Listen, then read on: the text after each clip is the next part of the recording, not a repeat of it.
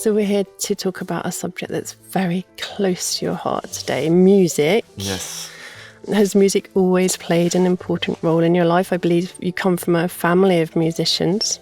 I come from a family where music was important, and it's still important. Everyone plays an instrument. My mother used to play the mandolin, and she had a great voice. My father used to play the guitar, and he was self-taught. His uncle was a conductor, an organist, and a pianist.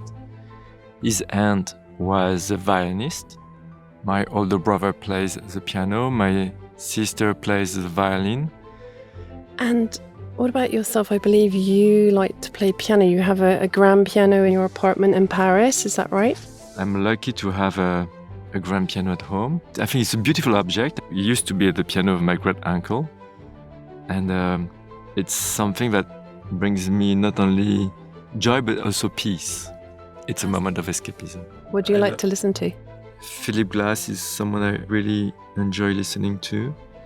Composers for the 20th century, French specifically.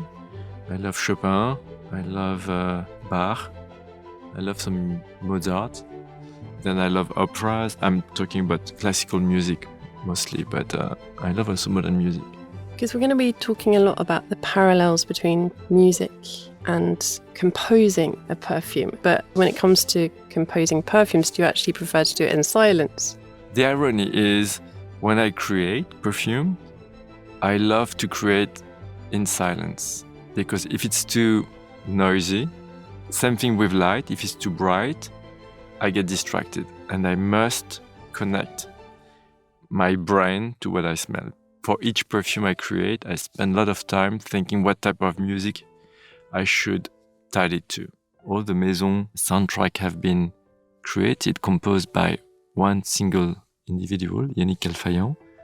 And when I see him working and when we work together on the piece of music, I really feel that it's like composing perfume. I use music to translate things I can't say verbally or I can't write.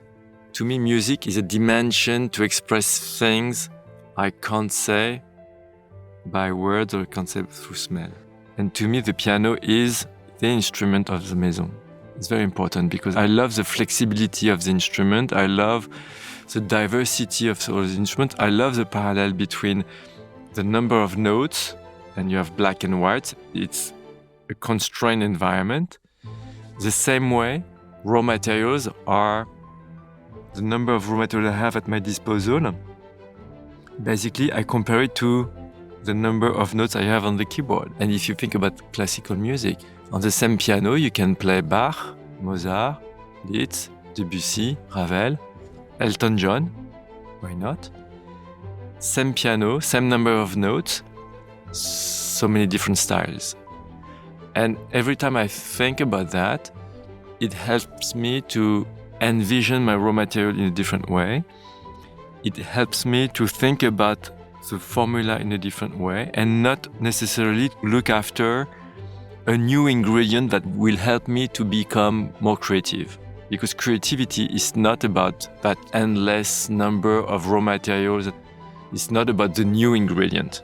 It's more about pure creativity. It's more about thinking. And when I think about all these great composers on one side and how I should envision creativity in my own playground, in my own field, I always go back to that example of keyboard. Why do you think there are so many crossovers between the two worlds? Something we share together between music and perfume is the fact that we need air. With music, the air vibes. With perfume, the air vehicles. So it's a different way of playing with the air, but it's the same to me. It's very linked to the environment. A perfume should occupy a room. It's the same way a voice, the same way a piece of music can also do the same thing. If you want to make a parallel, I remember my great-uncle as a kid. I was very young. I must have been maybe 8 or 9 years old. We were at his house. He had the piano I play on now. And he had this big notebook and he was composing something. I even forget what it was about. But what I do remember is on each line, he reported the instrument that he wanted. So the first one was about the first violin, and then you had the violin, and then you had the cellos, and then you had the trumpets, and so on and so on. So it was a huge notebook, very, very tall. And maybe it was very tall because I was very little as a kid. So composing music is about basically on one side you have your instruments, my raw materials, and then when you have the idea of your perfume, you will invite which instrument you need to come together, and then you will tell each instrument, each musician, what to play, how to play, when to play. And the composer, at some point, asks everyone to play at the same time to create the music he had in mind. So basically, creating a perfume is a bit like that. You have an idea, you convey the raw material that you need to create that idea, you transpose your ideas and feelings into raw materials that when you put them together, they are supposed to play together what you have in mind. And you've done a lot of really special collaborations with musicians across your career.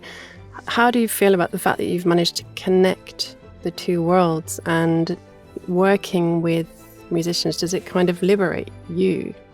I have an immense fascination for creators, specifically in fields I'm not good at, or specifically in fields I have no skills in. When you look at ballet dancers on stage, it feels super easy what they do, but it needs a lot of work. And when I spend time with Katia and Marielle Labec, the pianist sisters, it seems effortless. And behind the scene, it's so much work. And I'm truly fascinated by that. It's the same for composing music. Not so long ago, we had that great collaboration with Klaus Makela, thanks to Katia and Marielle. But it was a true connection. How did you work together? Tell us a bit about that collaboration. I was composing scents based on his imagination while listening to a piece of music and while playing the music himself. Mm-hmm. And it was interesting to have that back and forth collaboration and back and forth talk, exchanging views on how he feels about the music and how I was able to translate those feelings into a perfume. How do you translate music through a perfume? First, it's very personal. If you ask 10 perfumers to do the same thing, you may have 10 different versions of it, which is normal because it's an interpretation. Perfume is about your sense, your feelings. Basically, you go backwards. To express a type of feeling, you would need to put together some raw materials. If you want to express sadness, you go backwards and you think what evokes sadness as a scent, and you go from that and you try to put things together so it matches what you have in mind. I'm thinking about sadness because the piece of music that Klaus Makela selected is a Bach concerto. Mm-hmm.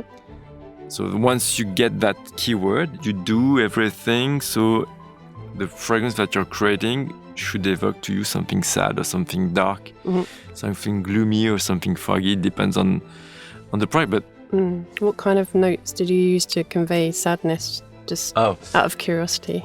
To me, sadness is very much like iris. Unlike rose, unlike jasmine, which are composed with different notes and facets, iris has a kind of low-key but very sad. Yeah, to me, iris is sad, unfortunately. Do musical collaborations bring to the house and the house's story? And how important has it been for you to develop these friendships or connections with these different composers or musicians? I don't think on collaboration on how important they are for the maison. I think on how important they are for me first, and how they can help me either to express something I think and I need that specific collaboration, or there are a need for me to express my way of working, or it's just about pure creativity and a kind of a creative playground for myself.